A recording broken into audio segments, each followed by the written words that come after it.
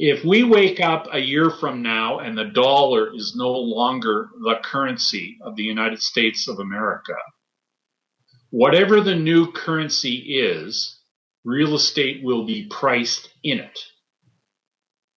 And by holding real estate, you are lessening your exposure to dollars. And you will always be able to convert your real estate for whatever the currency of the realm is. And people who understand monetary science want to have assets that are tangible, that will reset in whatever the currency of the realm happens to be. So if we move to a gold standard, real estate will be convertible into gold. If we move to a digital currency standard, real estate will be convertible into digital currency. If you're holding dollars and dollars are no longer the currency of the realm, you get a big zero. This is why people that are steering the monetary ship are moving themselves towards tangibles.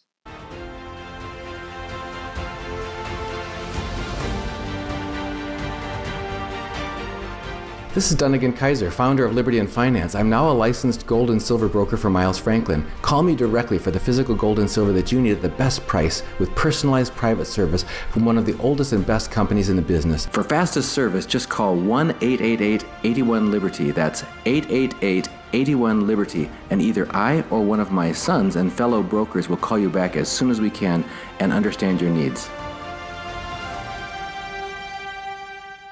Welcome back to Liberty and Finance. We have a very popular returning guest. Rob Kirby is a proprietary analyst. He's the founder of KirbyAnalytics.com, and he's joining us this Friday, January 7th, 2022.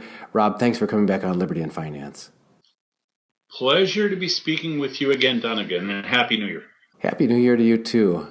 There's a lot of us who are a little bit holding our breath as we enter 2022. A lot of people are sensing things coming to a head in many fronts. It's been going on for a long time. You and I have spoken about sort of a gathering storm for years now, and you keep pointing out signposts along the way. There's you and I were just speaking a moment ago about a litany of basically a network of reality points, observations, which when you put them all together, paint a very concerning picture of the reality of where we are and the likelihood of where we're heading.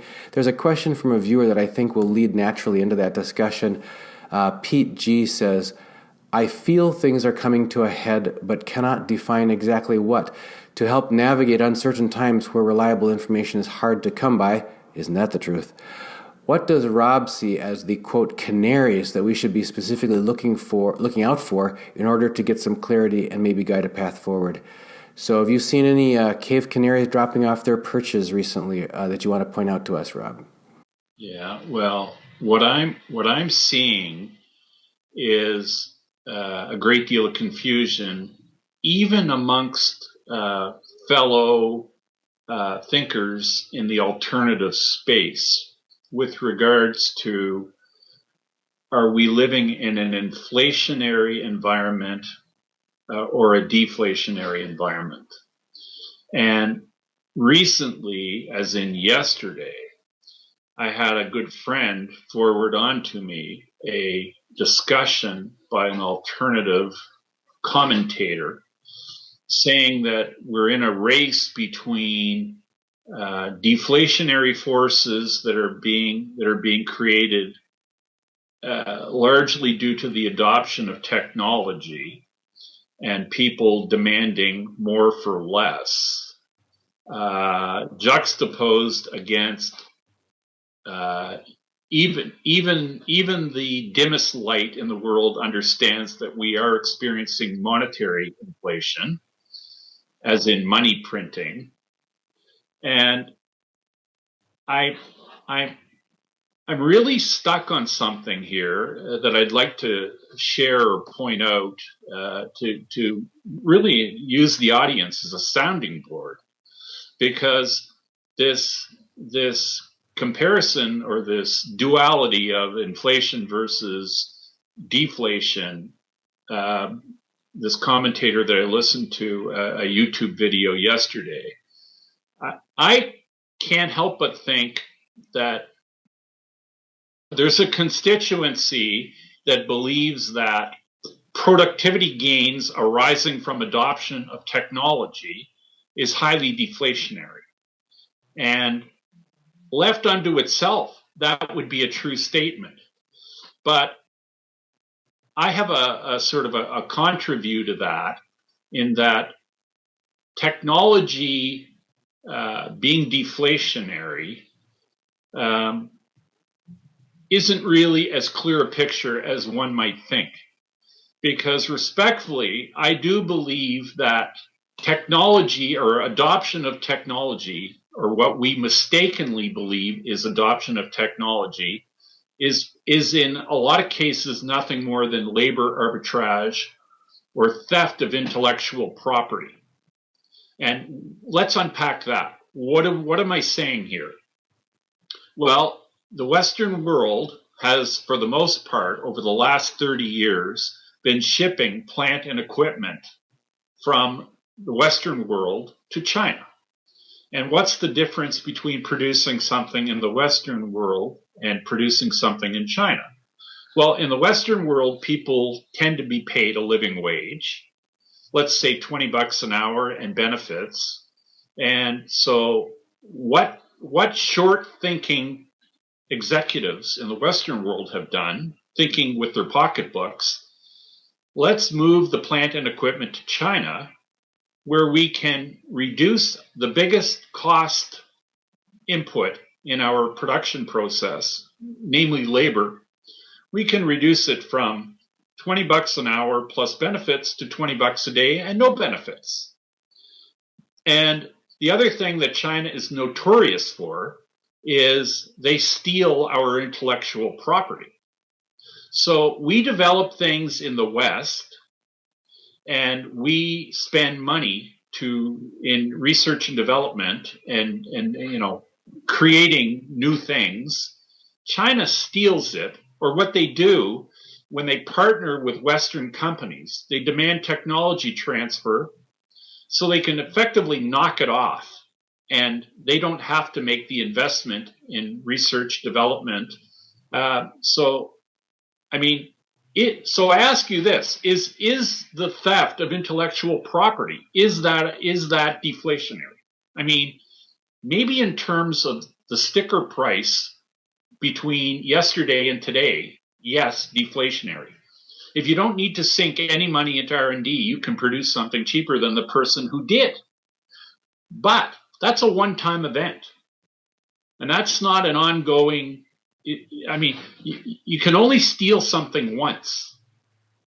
Okay, you can't. Unless you're stealing every day, and actually that might be a very good descriptive of what China does and how they have made their way in the world.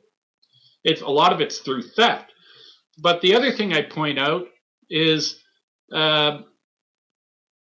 what has been the cost of hollowing out of our economy in the West? I mean, yeah, we all get to buy stuff cheaper, but what has that done to the tax rolls of governments in the West? What has that done to deficits in the West? It's not really as clear a picture as one might think. Meanwhile, let's just move to the monetary side of this equation. The true state of our monetary affairs in the Western world are hideously obfuscated. We have assets that are held under the umbrella of the Social Security Trust Administration that are managed by BlackRock, by the way. And it's been pointed out by Dr. Mark Skidmore that $400 billion worth of investable assets held under that umbrella in one calendar year had a turnover of in excess of $44 trillion. That is a neon sign for fraud, monetary abuse, and very likely the creation of money that is not recognized to exist. I would have it that abuse is being hidden or cubbyholed in black holes that I call the Exchange Stabilization Fund. You can call it whatever you want. We know the Exchange Stabilization Fund exists. It was created by an act of Congress in 1934, and its mission is to effectively perpetuate the use of the dollar in global trade settlement. We know for a fact that, or at least I know for a fact, and I've resolved it in my mind, that the dollar is not solely being used in global trade settlement now. And you might say, well, okay, Rob, how can you make that statement? Well, we know that daily turnover in the cryptoverse, for instance, is running at around 150 billion a day, which leads you to an annual run rate. If you just do some simple math, it gives you a run rate of about in excess of 50 trillion a year in the cryptoverse. Unless you're living in Mushroomville, a turnover of 54 trillion in the cryptoverse cannot occur unless there is some trade settlement occurring. And the logical candidates for who's actually settling trade in crypto would be the likes of Iran and Venezuela, and China being the natural taker of what they have to offer the world, namely energy, crude oil. China is a massive importer of crude oil. China continues to take crude oil from Venezuela and from Iran. They're paying for it somehow. And let's just say that for all intent and purpose, Iran and Venezuela cannot settle dollars. So this oil trade between Venezuela, Iran, and China is not occurring in dollars. So, and frankly, I don't think it's occurring in euros either, because the whole euro dollar or euro currency complex trades through the SWIFT and trades through the same mechanism that dollar settlement is done through. And these guys have been cut off. Venezuela and Iran, they can't settle dollars. And I would strongly recommend that they cannot settle euros either, because it's the same mechanism. But they continue, you see, commerce never stops. Just because the dollar isn't being used doesn't mean people who have things to trade with the world stop. It doesn't work that way. So trade continues, and you know, the old cliche statement is necessity being the mother of all invention. You tell people they can't conduct settlement in fiat money, and they find a different way to trade and or barter, because commerce never stops. So cryptocurrencies right now are eating off the dollar's historical plate, because historically, at least in my lifetime, international trade was all settled in dollars. Before it was all settled in dollars, international trade used to be settled in gold. But that's not occurring either, or at least not to a large extent, so far as I can see. But without a doubt, international trade is occurring in cryptocurrencies. So from there, I'd like to just point out, with this barrage of money that's been created, I'd like to, and the repository for all this dark money or undeclared money, being the likes of the Exchange Stabilization Fund. This leads me to think that the utilization of this money that's not acknowledged to even exist is the reason why the U.S. government bond market has not blown up yet. Because we have inflation, even now being reported in the mainstream, is running at 30 and 40-year highs. Yet we have interest rates glued to zero. That's a costly endeavor to keep nominal interest rates at zero when you're experiencing inflation that's currently being reported. Think about other things that have been massive, or required massive outlays of money. Under the Trump administration, we had a new branch of the U.S. military created. For a country that doesn't have money, that's an extremely expensive undertaking. Makes you wonder, like, how that could even be contemplated when a country's finances are that strapped. So we've got the anomalies. Interest rates are at zero despite record inflation. Governments who are supposedly cash strapped are engaging in not only creating new arms of the military, but military adventurism is running at, I would say, in my lifetime, a high. And we also have cryptos that have just completely and utterly taken off in price, even if they've had a setback in the last week or two. Crypto prices today versus where they were 2 years ago or even a year ago, are up 4 or 5 fold. The metals have remained moribund, can't gain traction. Historically, metals would have reacted to this kind of monetary mayhem by appreciating greatly. And I think we've talked about this in previous interviews, Dunnigan. What we're seeing occur in the crypto markets is, I like to say, Bitcoin is doing what gold historically would have, but is being prevented from doing today. And that is basically the whole situation, that our current fiat money system is dying. The powers that be, the people who are managing our financial affairs, have made it very clear, at least to me, that they want a digital future for money, because the current fiat system is failing. And the prospect of going back to honest money like gold or silver scares the daylights out of them. And I believe the reason for that is that America doesn't have gold. I believe America's gold has all been squandered. And that's why there's been no credible audit of the U.S. sovereign gold reserve since the Eisenhower administration. And I mean, listen, call me silly if you want.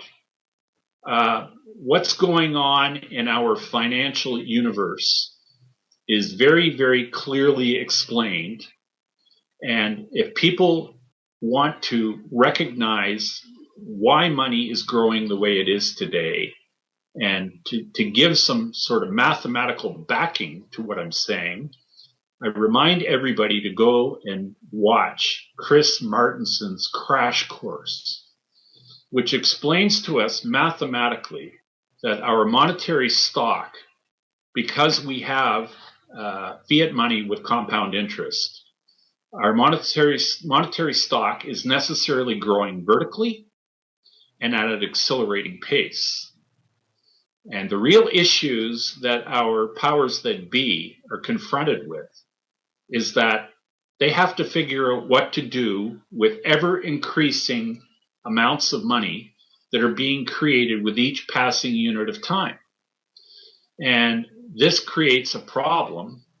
It creates a problem, and I guess to a point it explains why we're where we are at, in that cryptos are going up, basically capturing what metals would have historically done, but had prevented from doing, because this blizzard of newly created money has to go somewhere, or it leaks or seeps into other things. And we are witnessing that in spades. Like, that is occurring in front of us. And it explains why the cost of everything's going up. And it explains why there is this confusion in our world. You see, like, I don't really believe we have a big problem with deflation. What we have, everything that I see in front of me, it's all the result of too much dishonest money, plain and simple. And, how we're going to get out of this, I don't know. But I'll just tell you what I see going on in our financial existence isn't really unlike what's going on medically. And I think that what's going on medically, and here I'm speaking about pandemics. Pandemics, in my view, are man-made, just like money is man-made. And I think our financial system is as safe and effective as our medical existence is safe and effective. And I would hazard to guess that what we are witnessing in our monetary affairs is brought to you by the same people that have brought us safe and effective. You can take that any way you want, but our financial system is as safe and effective as what's occurring medically. And it's all brought to you by the same people. And it's called globalism. And globalism is the enemy of humanity. And if globalism has its way, there's going to be a lot less of humanity in the future than there is currently. And that scares me. Along the way there, you were talking about the major evidence of international trade settlement countries whom we know are not allowed to transact in the current world reserve currency, but they're doing business anyway. There's a question here from Kwai Martial Arts who says, what usually happens when a world reserve currency has been supplanted by another? More specifically, what happens to the people who live in the old reserve currency country? Well, typically the people who lose reserve currency status have a dramatic reduction in living standards. And so from that standpoint, I guess it wouldn't be a stretch to say that one might anticipate, and this is under the assumption, of course, that America actually does lose reserve currency status, which I feel is a fait accompli and will occur. Living standards will be declining and will drop very likely precipitously. And, and if you're not with the program, maybe you should get with it now, because that's coming and it's right in front of us. You see, 5 years ago, 10 years ago, when we maybe first started talking about this, Dunnigan, these developments were on the horizon. Okay. And they seem to be far off in the distance, but in my view, they were highly visible 10 years ago. Well, the horizon is now the here and now. And now it's 50 feet in front of your windshield, and you can see it. You can see the whites of its eyes. And if you haven't noticed it, then, maybe go for your booster shot and keep believing in safe and effective, because we're being safe and effective in our financial being, as sure as, God made little green apples. And that's what's going on. And if you can't see it, wake up, go get a coffee and think about it. Another point on that same discussion, you mentioned the necessity being the mother of invention. When countries are blocked in one way, or individuals, they find another way. There have been some people approaching me talking about, we've really got to get organized and create this network of precious metals backed ability to transact, especially to transact electronically if we need to, or in small units or whatever.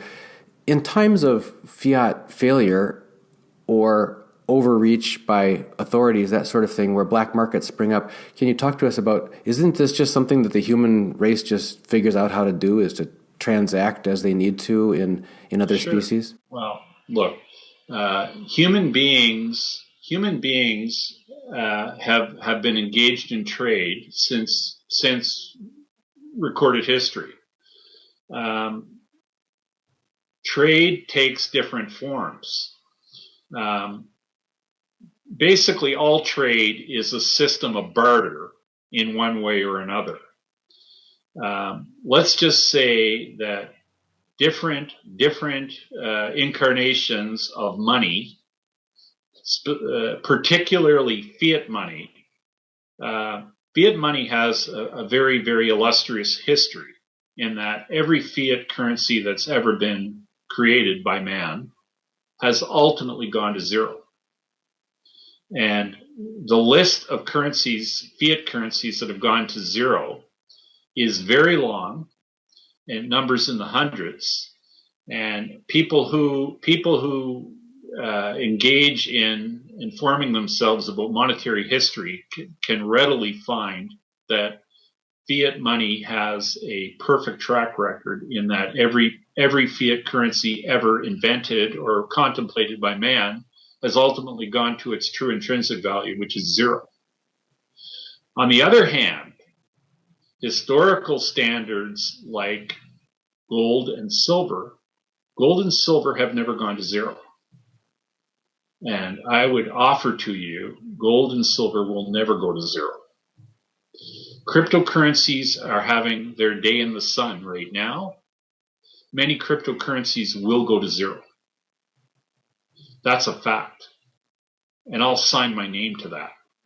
I am not saying that Bitcoin is going to go to zero. I am not saying that Ethereum is going to go to zero, but many will. Because many of these things are complete and utter frauds, as much a fraud as fiat money is.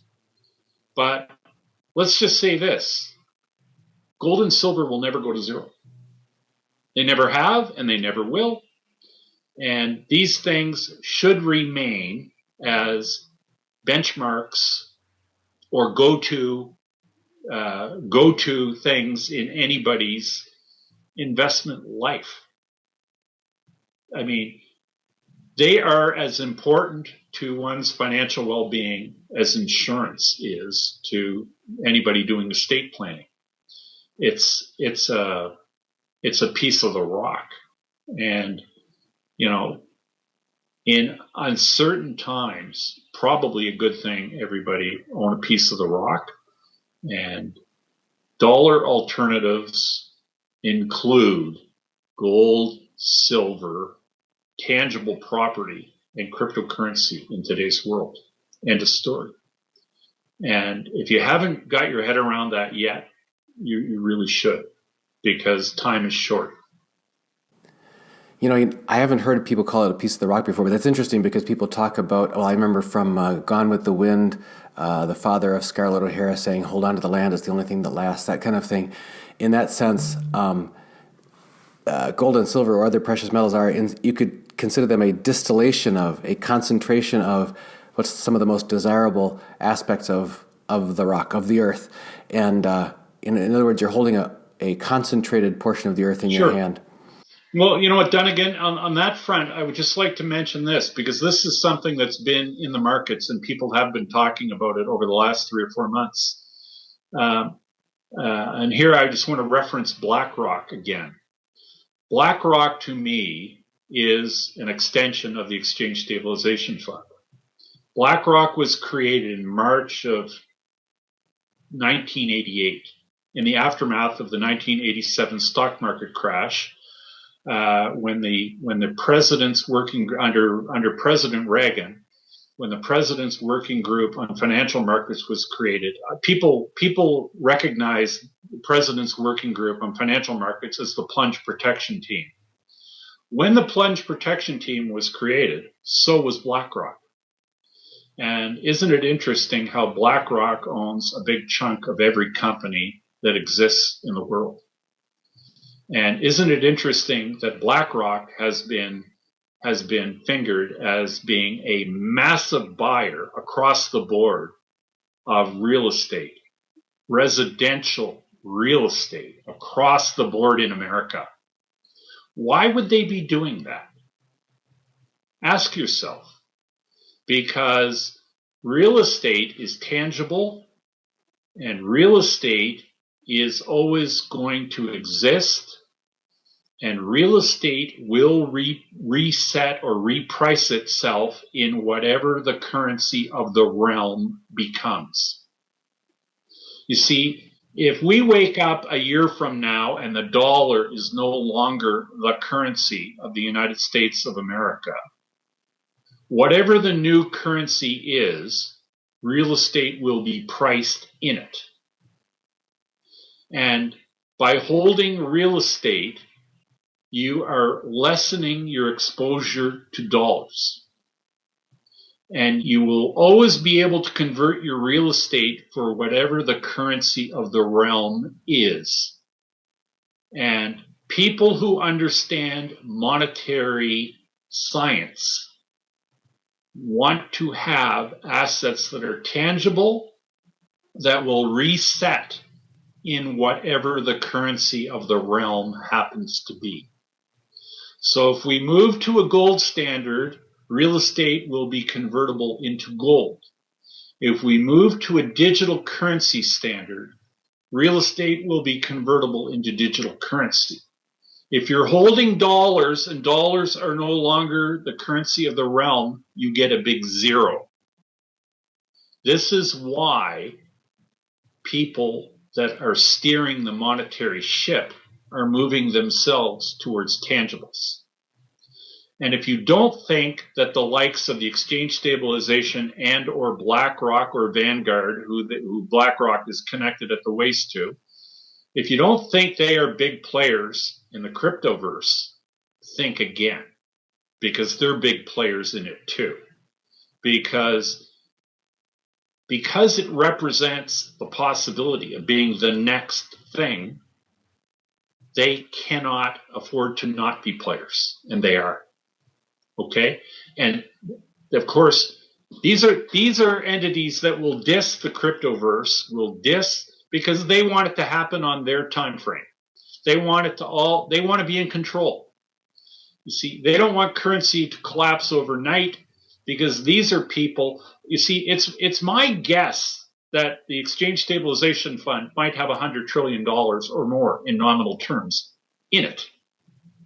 And if that turns to confetti overnight, you lose your ability to bribe, you lose your ability to extort, you lose your ability to influence everything in the world. And you also lose the ability to fund your military machine, because that's where a lot of this money is being utilized for.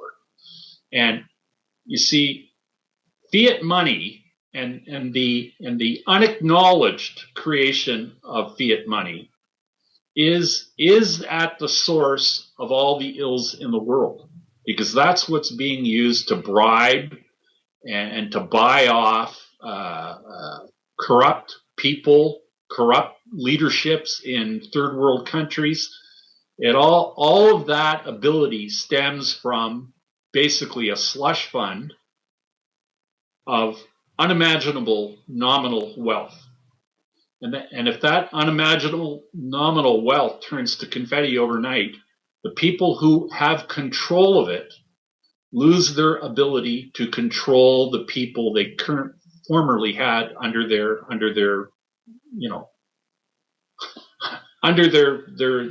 hypnotic suggestion. And I mean,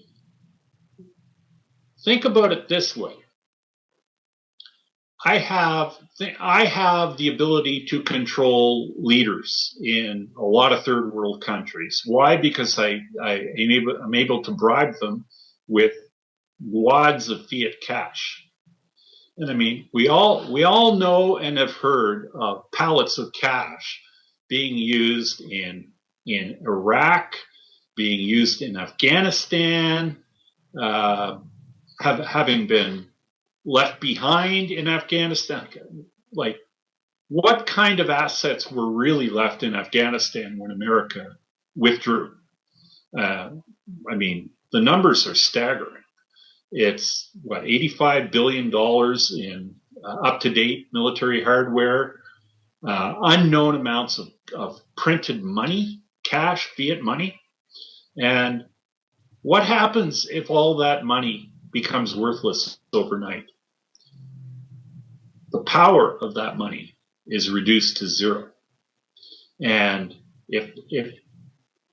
and the people that formerly got to play God because of their access to that money, if they lose it all, they lose their position of being God.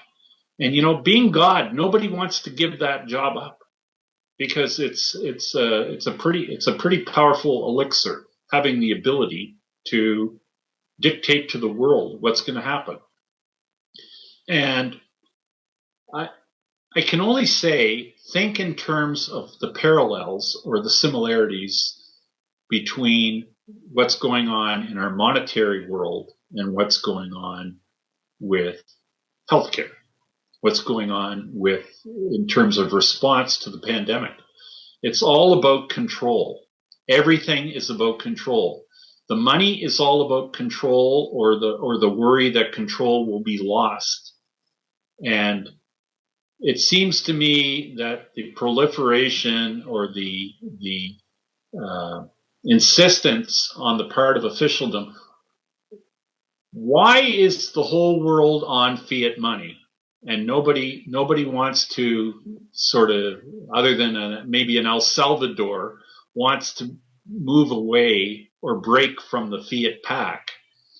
And why is it that every country in the world has seemingly adopted a must do vaccine policy, unlike we've ever seen in the history of man?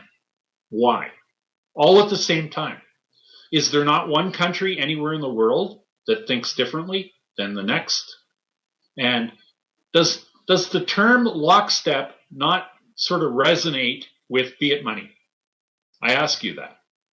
Every country adopting the same policy at the same time, that reeks of centralized control. It reeks of totalitarianism. It reeks of communism. It just stinks. And the odor is unmistakably centralized control. And when I start thinking centralized control, I think about globalism. I think about the United Nations. I think about Rockefeller. I think about Rothschild. I think about the bankers. I think about the Bank for International Settlements. These are all globalist entities. Think about it, people. We live in a world where the world's top-ranked tennis player, who has a medical exemption from a vaccine, which if he takes it, doctors have said it might kill him. He went to Australia to defend his title, and he's sitting in a dingy jail right now in Australia waiting to be deported because that doesn't work for them. Because he's viewed as a threat. People who are unvaccinated, who even have a negative test for this supposed pandemic disease, people with a negative test are not allowed inside a hospital. Yet people who are triple vaxxed and have the disease and are expressing the disease, they're allowed to walk in. Think that over. Does that make any sense at all? Well, it makes no sense medically or scientifically or practically or commonsensically, but neither does anything else in this whole litany of things you've mentioned. One of the things that we've experienced... Safe and effective. Yeah. But it's safe and effective. And our monetary system is safe and effective. That's why it's so safe and effective. That's why we have an exchange stabilization fund, where all their activity is cloaked in darkness. Well, that cloaking was extended to the rest of the federal government right through FASB 56 a few years ago. So now all the government books can be dark. One of the things I was going to share was my wife and I searching for a relocation property. We're looking in Central Florida, and we're amazed at the robustness of the real estate market not only there, but other places that we've looked, in the face of 40 to 50 million people being without jobs, or the worst labor force participation rate in decades, you'd think that real estate buyers would be not as strong, but we are finding out more and more that we're not competing against individual buyers, but institutional companies that are scooping up these properties, as you mentioned. That's right. You're competing with BlackRock to buy a house anywhere, and the reason BlackRock has so much money is, I'll say it again. As far as I'm concerned, BlackRock is an extension of the Exchange Stabilization Fund, and these guys are buying up all tangible wealth in the free world, period. And that's occurring and will continue to occur until people like us and your listeners, your audience, says no mas. This will continue until we stop it, and it needs to be stopped. Otherwise, humanity has a very, very dark future. A couple questions related to that. You touched on real estate a couple different ways in the past discussion. Follow-up question, one viewer asking, I hear about mortgages and contracts being rewritten to gold. Is this the exception or the rule? And there's a corollary one from another questioner who asks, McKay says, please talk a bit about silver versus real estate as an inflation hedge, or using silver to buy real estate. I think a lot of people who missed the real estate bubble have this on their minds. So there's two different aspects of that question regarding metals and real estate. Okay, from an historical standpoint, most people who would be listening to this interview would be familiar with the experience that Germany had in the 1920s, which was, they called it the Weimar Inflation. And there were people who thought they were going to get ahead of the game back in Weimar, Germany. And they borrowed as much as they could and bought real estate thinking that they would be able to repay the mortgage in depreciated dollars. And that is not the way it worked out for them. Because what happened is that, you see, bankers control the financial system, or historically have controlled the financial system. And what the bankers did, realizing that their existence was imperiled by the inflationary impact of printing too much money, what they did is they switched the rules midstream, and they benchmarked all the mortgages in Germany to the price of gold. So that took away people's ability to borrow a whole lot of money, go buy a property, and then watch the currency basically vaporize. And they could know they were disabled from repaying the debt they incurred in additional depreciated currency, or Reichsmarks in the day. And you see, that's kind of sort of been the recipe as we've moved through time. To link silver into this discussion, let's talk about what the Hunt brothers did back in 1980. They had basically successfully cornered the global silver market. And what happened when the Hunts did that? You need to look no further or go any further than ask Jim Sinclair what occurred. The COMEX changed the rules of engagement vis-a-vis silver contracts, and they made a new rule, because the COMEX is really just a country club, and they make their own rules. And so they changed the rules for the Hunts, that they could no longer buy and demand delivery of silver. And they passed a rule amongst themselves that the Hunt brothers were only allowed to sell silver and to liquidate. Well, that's when the price of silver in 1980 collapsed from $50 back to $4. It took a little bit of time, but that was the net effect of it. So these rules and the country club aspects of the metals markets don't apply to the crypto markets, which is why another reason why the crypto markets have done so well lately. And the other, like I said earlier, the other part of that is the powers that be favor a digital future over a physical metal future, I believe for the simple reason that they don't have metal. So the fact that they don't have metal, to me, doesn't mean that metal's worthless. To me, if anything, it makes metal probably at some point in the future worth even more, because metal's never gone to zero and it never will.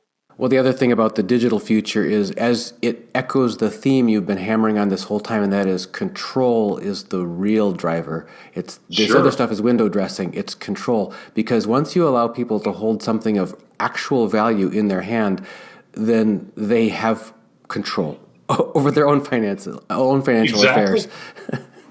Exactly. But I mean, therein also lies the power and the beauty of cryptocurrency. As long as the cryptocurrency is on a distributed ledger and with blockchain protocols, you see, understand that the digital future, the powers that be have in mind for us, is not a distributed ledger and is not anonymous. You see, there's a big difference between, when I say a distributed ledger, decentralized crypto or decentralized digital currency is a very, very powerful thing in giving people an anonymity and unconfiscatability. I just made up a word, or I twisted an existing word probably pretty badly. But the powers that be, in terms of digital currency, you see, what they envision for us in the future is a digital currency that's highly trackable, that they control. That is a dog that won't hunt, as far as I'm concerned. And the reason it won't is because that amounts to a fiat do-over. And having experienced a current fiat regime which is collapsing, the last thing in the world people are going to willingly accept or get jiggy with is a do-over where the people that destroyed the financial world with their power over fiat money to be given a new lease on life with exclusive powers over new digital currency. That's why Bitcoin, I believe, will be a survivor and will thrive. Ethereum is the same, because decentralized digital currencies with the anonymity that they are given, along with blockchain protocols, make them uncounterfeitable. You cannot counterfeit Bitcoin. You cannot counterfeit Ethereum, because blockchain protocols and distributed ledger give them an auditable trail. And you see, our fiat money masters do not like auditable concepts. You see, this is why the Federal Reserve has never had a credible audit, because audits expose fraud. This is why there are no credible audits of the U.S. election results, because it exposes fraud. You see, distributed ledger, blockchain protocol entities are auditable, very auditable. And this is why they are not favored. Okay? That's where we're at. Well, Rob, I'm sorry to say that we're out of time, and we've got 90% of the questions that were submitted by our viewers still unanswered, so we're going to have you back on again soon. We're just always grateful for your presence here. You always give us an unabashed and unfiltered view that's thought-provoking, and we appreciate that you're sharing your wisdom and your experience with us. If people want to stay connected with your work, where should they get plugged in? You can catch me on the web at kirbyanalytics.com. Well, as always, Rob, on behalf of all of our viewers, thanks for joining us here on Liberty and Finance. Been my pleasure, Dunnigan.